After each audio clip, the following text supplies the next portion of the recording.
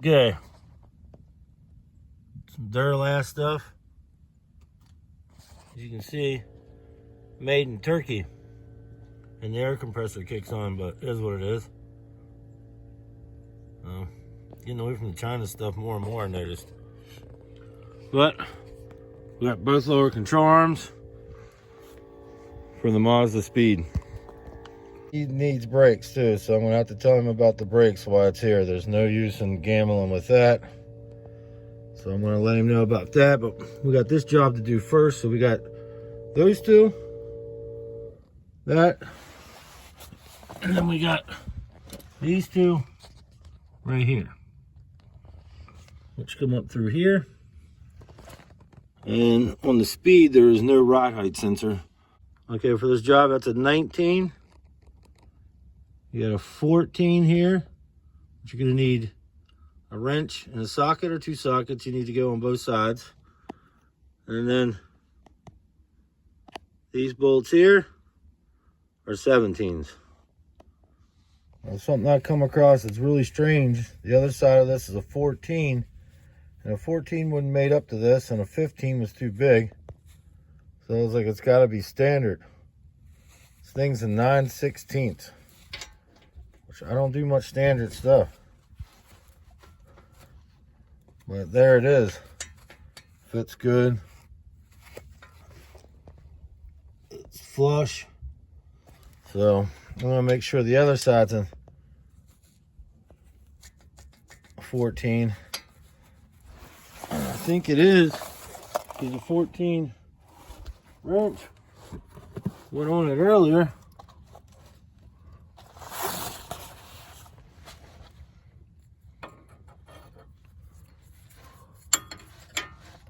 Yeah, like nothing.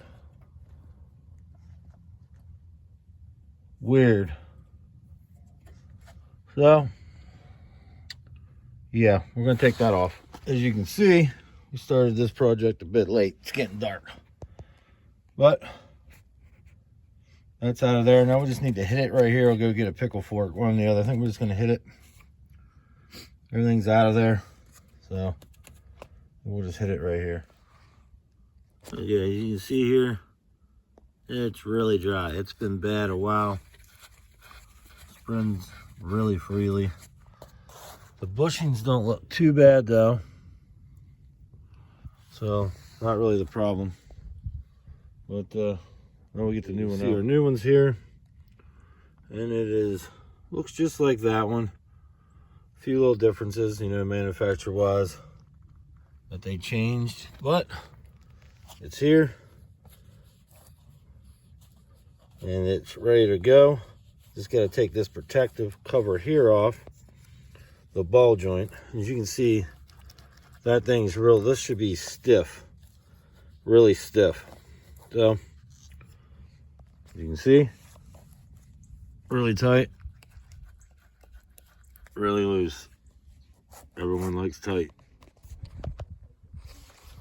Okay, passenger side's out. So out of there. I was able to let the caliber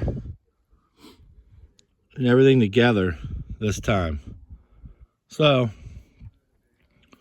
but we gotta change some brakes too, so I'm gonna do a video on some brakes. But also the other bolt, come to find out, you know, it had someone replaced it before and messed it up. So I got new ones coming. Can't get the nut, but I can get M10 flare nuts. So yeah, someone had it out before and replaced it with a standard. Made it much harder to get out. We had plenty of room this time.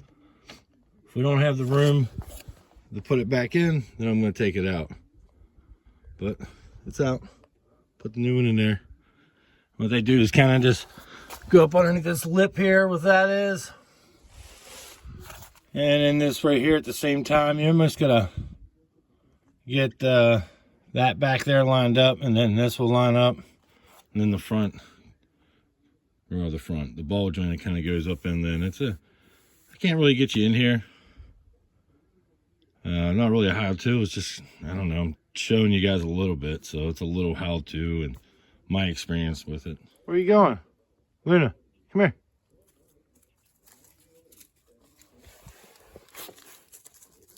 What you doing, girl? You fixing a Mazda today? Huh, fixing a Mazda. Well, guys, what we figured out here too to get this on a little bit straighter and easier. You can see how this is separated and straight on there now. What we ended up doing was jacking this up and depressing everything so the sway bar would go up. And that ended up allowing us to be able to put those in there really easy and straight and line it up. And then this has to be up the whole way anyway to start this bolt. So we went in and started this bolt now. And over here, you can see we kept the protective thing on that so it doesn't mess it up. That's what it's there for. Now we're going to pull that and slide that right into the ball joint. So yeah, it's a lot easier that way. That's what I found anyway.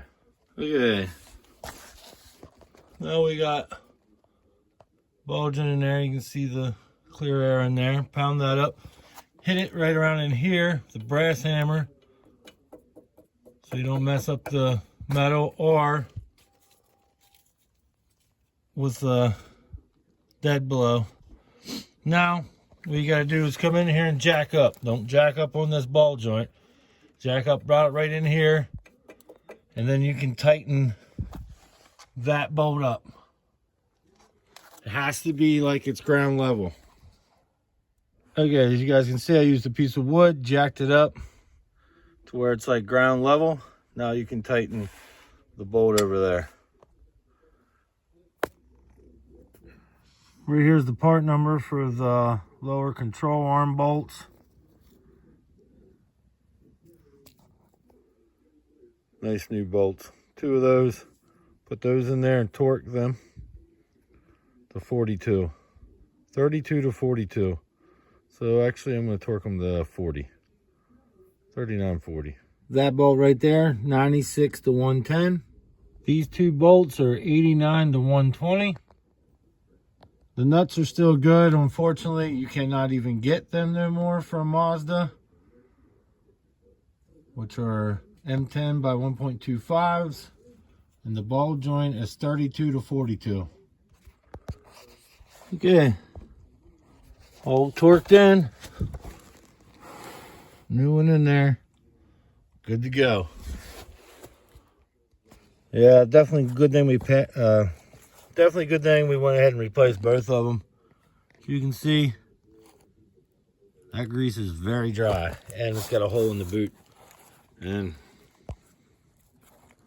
again, it's flobbing everywhere, so good thing we got rid of those. That'll definitely take down on some noise.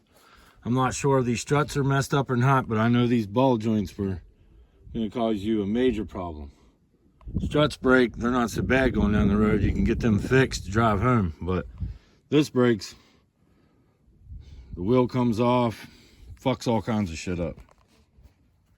Now we're going to work on the 2013 Mazda Speed3 brakes. And we just went ahead and went with Duralast again. Duralast lower control arms, lifetime warranty. So we went in and went with these. That's the part number. And one of these will help hold everything while you're doing everything. But on these, a little different. In some cars, some of you watching this already know your Mazda stuff, but these 2 here hold everything. And behind this cap and this cap, there are some T45s.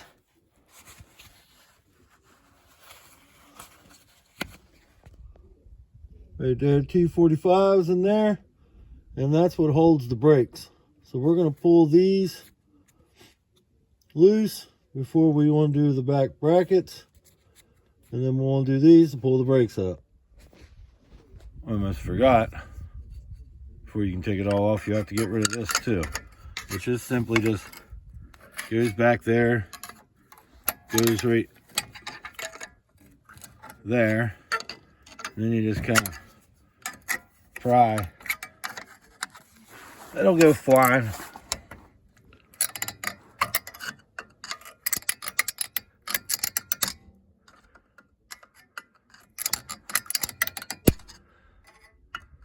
One more time.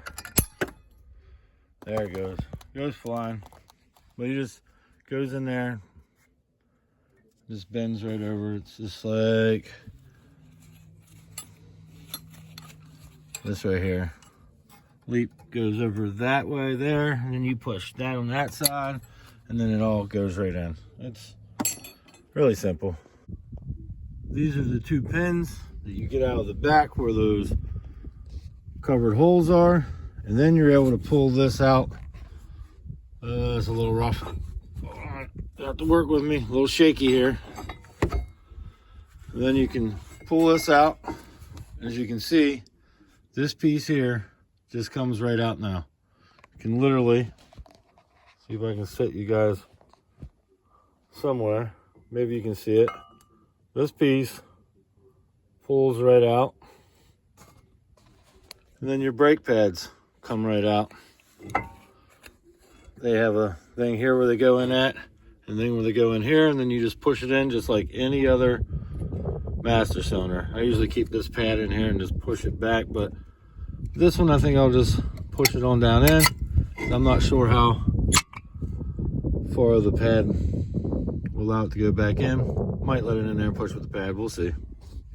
This is one big caliber. Well, I ended up having a 6-inch C-clamp that I had to grind down a little bit. So an 8-inch is what you're going to want to use. And I was able to push that back in. But yeah, kind of a pain in the ass the way Mazda did this, but I understand some of it. Okay, camera went ahead and died on me, but new brakes are in there. Retaining clips in there. New control arms are in there. I did see that there's an axle that needs to be replaced in this, so I'm gonna have to let him know about that. You can see the grease all through there, so that's something we're gonna have to replace. I'm not sure how soon he wants to replace it. I drove down the road, it wasn't clicking, so you know, you got a little bit of mileage before once they start clicking, you know, you gotta get them changed out. But yeah, both sides done. Looks way better. New control arms. Looks better. It should ride better.